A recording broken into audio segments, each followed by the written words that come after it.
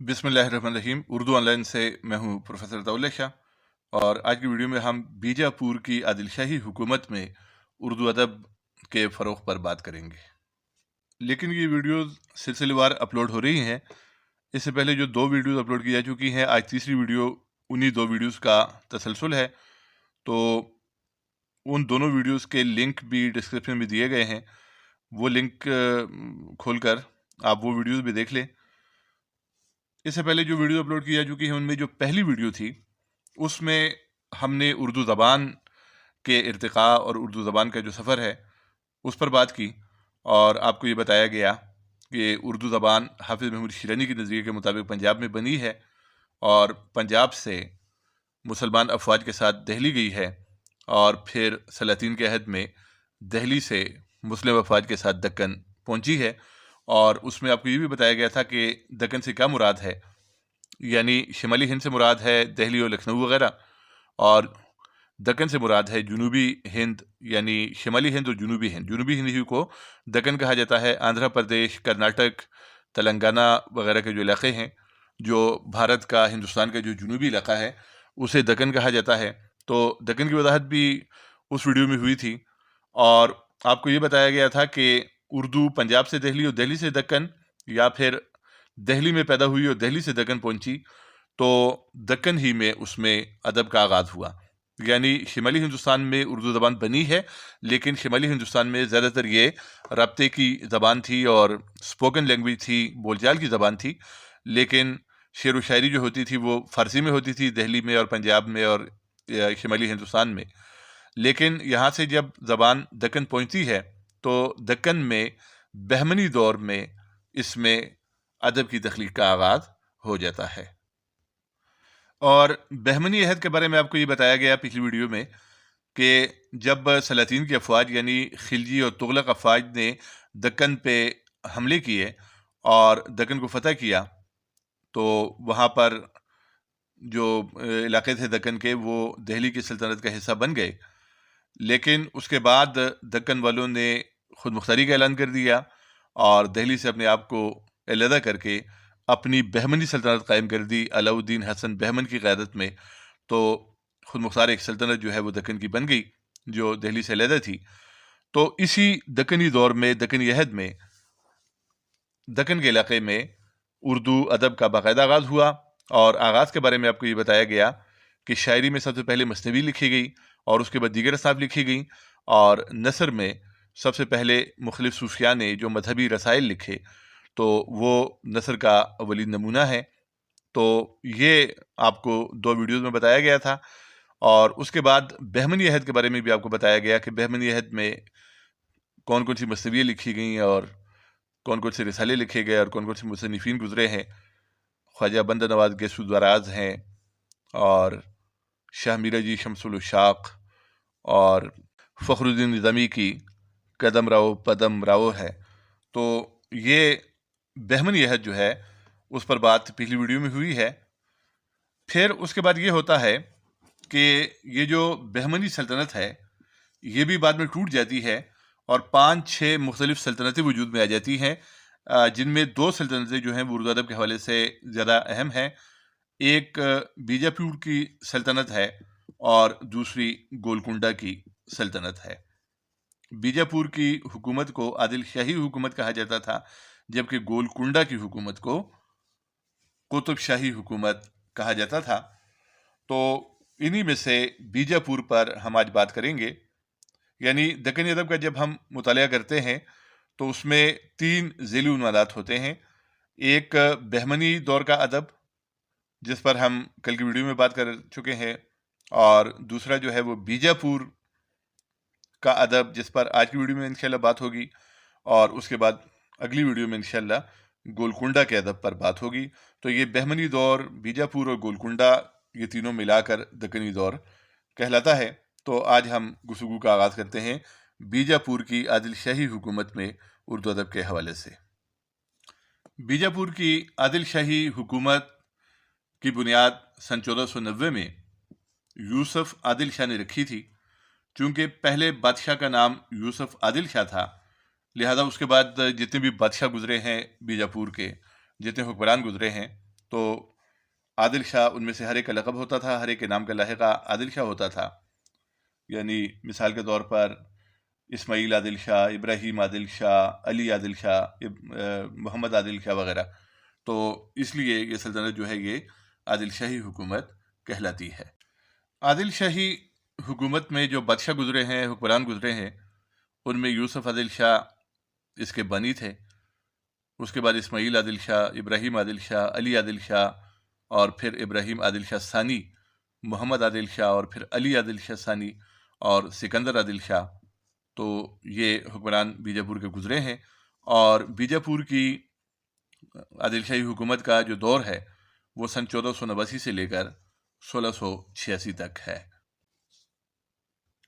دکن میں اردو زبان کو دکنی کہا جاتا تھا، کیونکہ یہ زبان دہلی سے مسلمان افواج کے ساتھ دکن میں آئی تھی، اور پھر دکن میں یہ پھیل گئی اور دکن کے مختلف علاقوں تک اس کا پھیلاؤ ہوا. تو اس کو دکنی کا نام دیا گیا دکن میں، کیونکہ اردو کو مختلف ناموں سے موسوم کیا گیا. دہلوی زبان یا زبان دہلوی یا مختلف جگہوں پہ کی جو اردو تھی اسے اس جگہ سے منسوب کیا جاتا تھا. تو دکن میں جب اردو پہنچتی ہے اور دکن میں پھیل جاتی ہے تو دکن میں سے دکنی کا نام دے دیا جاتا ہے. اور دکن کی جو مقامی زبانیں تھیں، یعنی اردو کے آنے سے پہلے جو زبانیں تھیں، تو تیلگو اور کنڑ اور ملیالم اور تامل زبانیں دکن میں بولی جاتی تھیں. یعنی آندھرا پردیش اور تلنگانہ کے علاقے میں تیلگو زبان بولی جاتی تھی، اور کنڑ زبان جو تھی تو وہ کرناٹک میں بولی جاتی تھی. اسی طرح کیرالہ میں ملیالم زبان بولی جاتی تھی، تمل ناڈو میں تامل زبان بولی جاتی تھی. تو یہ مختلف زبانیں، یہ لوکل یا مقامی زبانیں تھی دکن کی. لیکن اردو جب شمال سے یعنی دہلی سے دکن میں پہنچی تو وہ دکن میں پھیل گئی، اور وہ دکن میں ایک رابطے کی زبان بن گئی، اور اردو کو دکنی کا نام دکن میں دیا گیا. بیجاپور کے عادل شاہی عہد کے ادب کو اگر ہم دیکھیں تو اس میں ہمیں جو چیزیں نظر آتی ہیں وہ یہ ہیں کہ مثنویاں لکھی گئیں، اور ان مثنویوں میں عشقیہ مثنویاں بھی تھیں، رزمیہ بھی تھی، اور مذہبی و اخلاقی بھی تھی. یعنی وہ مثنویاں کہ جن میں عشق و محبت کے واقعات کو بیان کیا گیا تھا، عشقیہ مثنویاں، اور وہ مثنویاں کہ جن میں جنگوں کے حالات بیان کیے گئے تھے، جنگوں کے واقعات بیان کیے جاتے تھے، تو انہیں رزمیہ مثنویاں کہا جاتا ہے. اور وہ مثنویاں کہ جن میں مذہبی اور اخلاقی تعلیمات بیان کی جاتی تھیں، لوگوں کی اصلاح کے لیے لکھی جاتی تھی مثنویاں، تو وہ مثنویاں بھی. یعنی مثنوی کی یہ 3 اقسام جو ہیں، عشقیہ، رزمیہ اور مذہبی و اخلاقی، یہ ہمیں بیجاپور کے عہد میں، بلکہ دکن کا جو سارا عہد ہے اس میں ہمیں اس قسم کی مثنویاں ملتی ہیں. اور شاعری کی دیگر اصناف بھی بیجاپور میں لکھی گئیں، اور اس کے علاوہ صوفیانہ رسائل، لوگوں تک دین کی تعلیمات اور تصوف کی تعلیمات پہنچانے کے لیے صوفیہ نے جو رسالے لکھے، تو وہ رسالے بھی بیجاپور میں لکھے گئے. بیجاپور میں ادب کے فروغ کی ایک سب سے بڑی وجہ جو ہے وہ یہ ہے کہ بیجاپور کے حکمران اور گولکنڈہ کے حکمران، یعنی بیجاپور اور گولکنڈہ دونوں جو ہیں یہ ادب کے مرکز بن گئے تھے. تو بیجاپور کی عادل شاہی حکومت اور گولکنڈہ کی قطب شاہی حکومت میں ادب کا جو فروغ ہے، اس کی جو سب سے بڑی وجہ ہے وہ یہ ہے کہ بیجاپور کے حکمران بھی اور گولکنڈہ کے حکمران بھی بہت زیادہ ادب پروری اور علم پروری کا مظاہرہ کر رہے تھے. ادیبوں کی بہت زیادہ پذیرائی کرتے تھے، اور شاعروں کی اور عالموں کی. لہذا مختلف جگہوں سے، بلکہ ایران سے اور ہر جگہ سے علم و فضل کا شہرہ سن کر، اور علم پروری اور ادب پروری کا شہرہ سن کر، وہ ان کے درباروں سے لوگ، اہل علم اور شعراء اور ادباء جو ہیں، وہ ان کے درباروں سے وابستہ ہوتے تھے اور آتے تھے. تو دور دور سے اہل علم جو ہیں وہ ان کے درباروں میں پہنچے، اور خود بادشاہ جو تھے گولکنڈہ کے اور بیجاپور کے، تو ان میں سے بیشتر جو تھے وہ خود بھی شاعر تھے. یعنی مثال کے طور پہ بیجاپور میں اگر ہم دیکھیں تو علی عادل شاہ شاعر ہیں، ابراہیم عادل شاہ شاعر ہیں، محمد عادل شاہ شاعر ہیں، علی عادل شاہ ثانی شاعر ہیں، سکندر عادل شاہ شاعر ہیں. اور یہ سارے جو ہیں یہ فارسی کے بھی اور دکنی کے اردو کے، یعنی خاص کر یہ شاعر تھے. تو حکمران خود بھی شاعر تھے اور شاعروں کے قدردان بھی تھے. لہذا ان دونوں ریاستوں میں، ان دونوں حکومتوں میں، بیجاپور میں بھی اور گولکنڈہ میں بھی ادب کو بہت زیادہ فروغ حاصل ہوا. यहाँ इस हवाले से मैं एक इक़्तिबास पढ़ कर आपको सुनाता हूँ। प्रोफेसर महमूद बरेलवी ने उर्दू अदब की तारीख लिखी है और उसमें उन्होंने ये जुमला लिखा है कि शिमाली हिंद में महज फ़ारसी शायरी का दौरा था। उस वक्त दक्कन में आदिल शाही और कुतुब शाही फरमारवा नई दक्कनी उर्दू ज़बान में दिलावेज़ शायरी कर रहे थे और उनके दरबारों से मुतादिद दक्कनी उर्दू शुअरा मुंसलिक थे। इस अहद का एक अहम नाम बुरहानुद्दीन जानम का है और बुरहानुद्दीन जानम जो हैं ये शाह मीरा जी शमसुल उशाक के फर्जंद थे। ये एक सूफी बुजुर्ग थे शाह मीरा जी शमसुल उशाक, जिनका जिक्र आपने बहमनी दौर में पढ़ा है। तो उनके साहबजादे थे बुरहानुद्दीन जानम, और बुरहानुद्दीन जानम भी एक सूफी बुजुर्ग थे और उन्होंने नसर में भी किताबें लिखी हैं, शायरी भी की है। लेकिन वसीयत उनकी मसवियत जो है वो ज़्यादा मशहूर है। वसीयतुल हादी उनकी मसवी है और ये तसव्वुफ़ पर मसवी है, यानी एक सूफियाना मसवी है। और बुरहानुद्दीन जानम की दूसरी तसीफ़ जो है वो मनफ़ियतुल ईमान है, ये भी शायरी है और इसमें इन्होंने मुल्हिदों की तकज़ीब की है, यानी वो लोग के जो मुल्हिद हैं और जो खुदा का इनकार करते हैं, मज़हब का इनकार करते हैं, उनकी तकज़ीब की गई है, उनको झूठा साबित किया गया है इस शायरी में। और फिर हुज्जतुल बक़ा के नाम से भी उनकी शायरी है, जिसमें उन्होंने खुदा की ज़ात और सिफ़ात को बयान किया है। और इसके अलावा इरशादनामा भी उनकी मशहूर मसवी है बुरहानुद्दीन जानम की।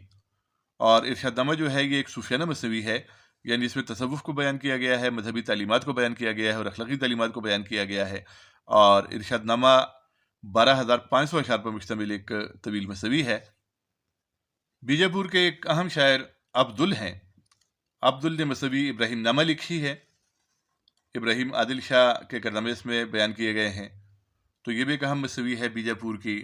उसके बाद मिर्ज़ा मुकीम भी बीजापुर के शायर थे और उनकी मशहूर मसवी फ़तहनामा बखेरी है और ये एक रज़मिया मसवी है।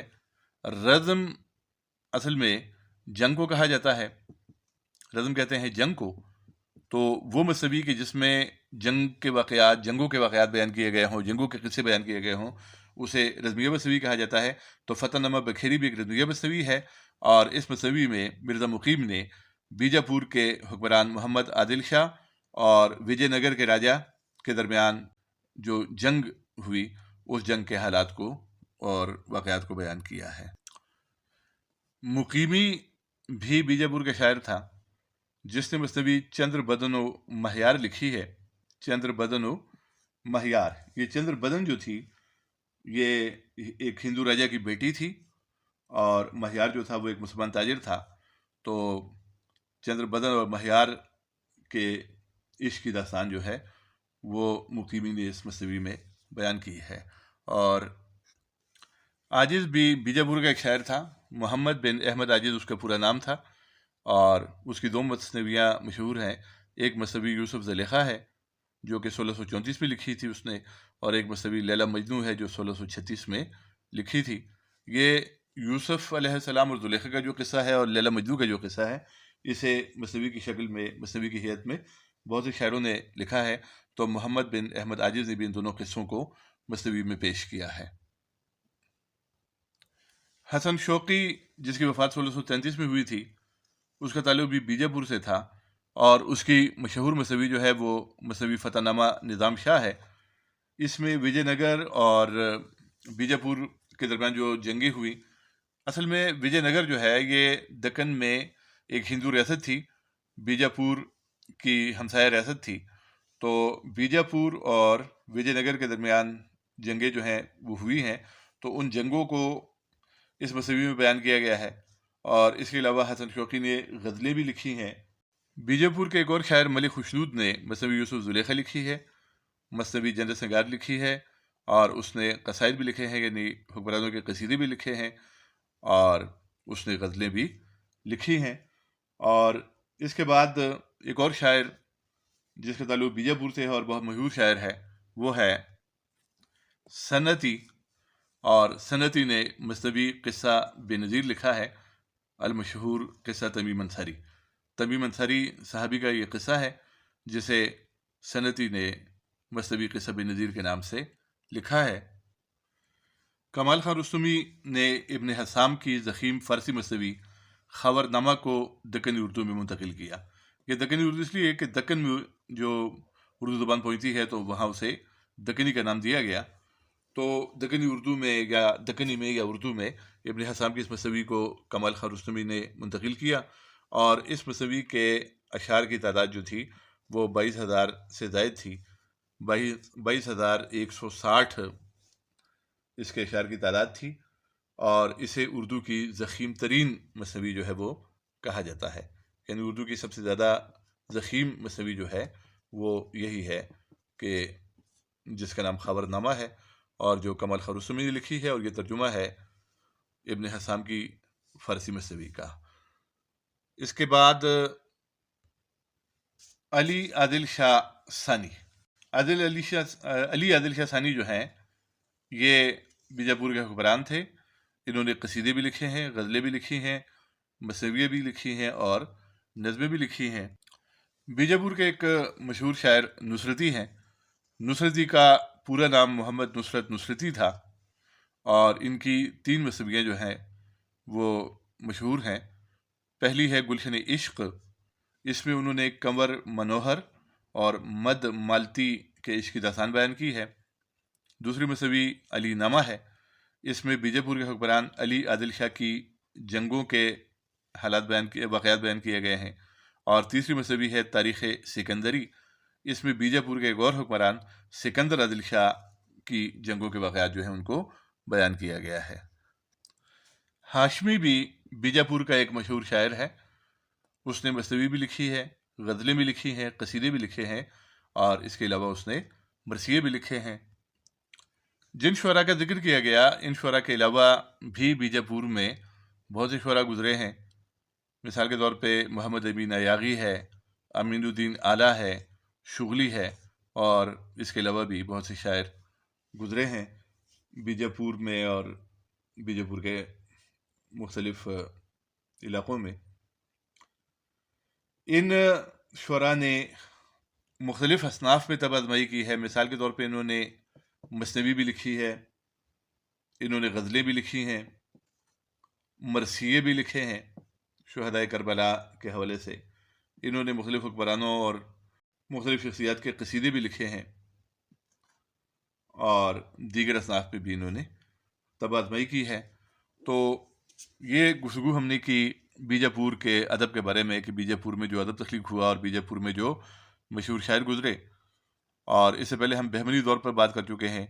अब दक्कनी दौर का जो तीसरा टॉपिक होगा वो गोलकुंडा की कुतुबशाही हुकूमत होगी, और अगली वीडियो में इंशाल्लाह हम गोलकुंडा के कुतुबशाही अहद के अदब पर नज़र डालेंगे। अल्लाह हाफ़िज़।